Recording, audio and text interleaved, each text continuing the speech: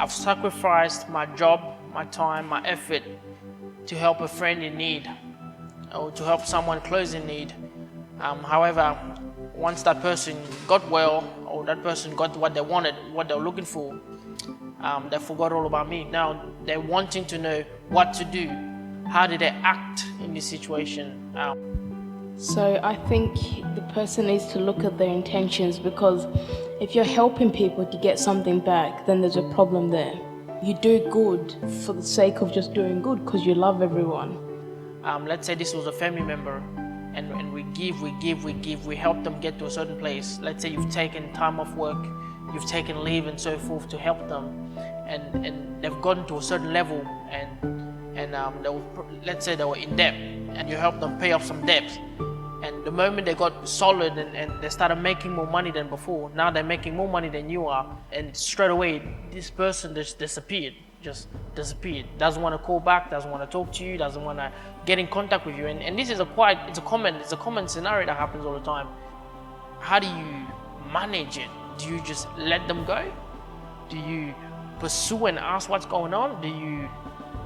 Well, let's look at the way Jesus dealt with people in the Bible. When Jesus healed someone, he didn't expect anything back. Yeah. Jesus healed them because he loved them. Yeah.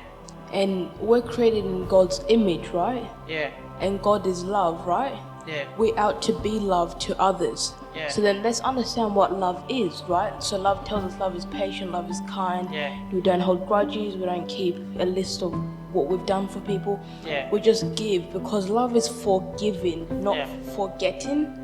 Okay. So okay. we give, we don't receive. Yeah. So the person needs to understand their intentions. If you're doing it to get something back, there's a problem.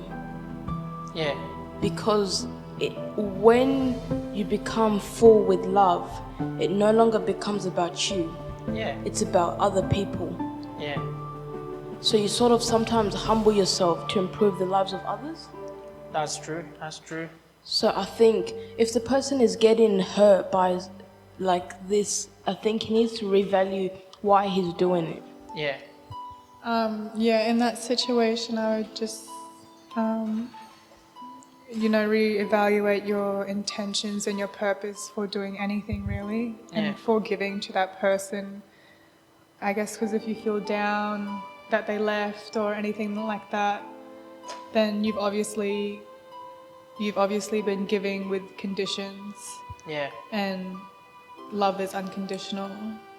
Let's say this guy was like also, praying for wealth, praying for money. Yeah. And if you're doing this alone, you're talking to God, you're asking for, Him to bless you, and then you go ahead and, in your heart curse this other person for the same thing that you want. Yeah. That's praying two ways. And bless them.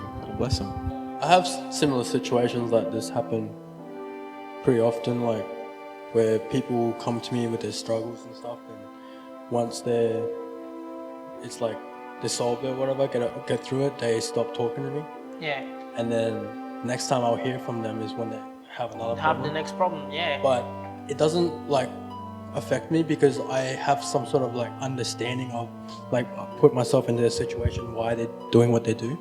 Yeah. And it's normal human nature. And I think if someone would, I guess, like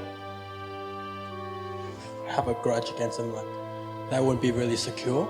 Yeah. But if someone was secure and they get ghosted, like in that situation, it wouldn't really bother them because they already won. Yeah.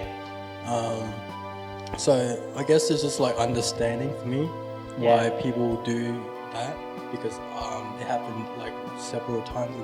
It doesn't bother me, but I still have a line I draw where I don't let it like become like I'm a pushover. Yeah. I have to still have some standards and stuff like that I set. But yeah, like there's plenty of times where, like people borrow money and stuff like that and have them like don't return them, especially a close family member, even though they said that we're going to when they have the money. But there's also times where I never ask for anything back, and some of those people are willing to come and pay me back. Yeah. But So if that's the case, before we go into the sub question from that one, what would you say to somebody in that situation now that is that's been ghosted, that sacrificed their time, their effort, their money, and so forth to help a friend or help a family member, and that certain family member has just disappeared on them? What should I do now? Should I back out? Stop talking to that person, or what should I do in terms of action?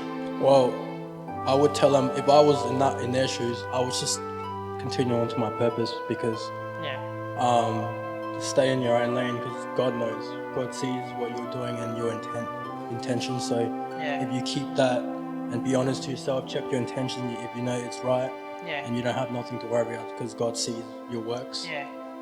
So essentially, what you're saying, you're telling that person is to forget whatever happened and just act like nothing ever happened. Yeah. Because I don't think like it's good to dwell on it, because it will build up. And I guess like if you do have faith in God, God sees that what you did and He will reward you later. Yeah. So you don't have to worry about someone kind of like using you or robbing you from your thing.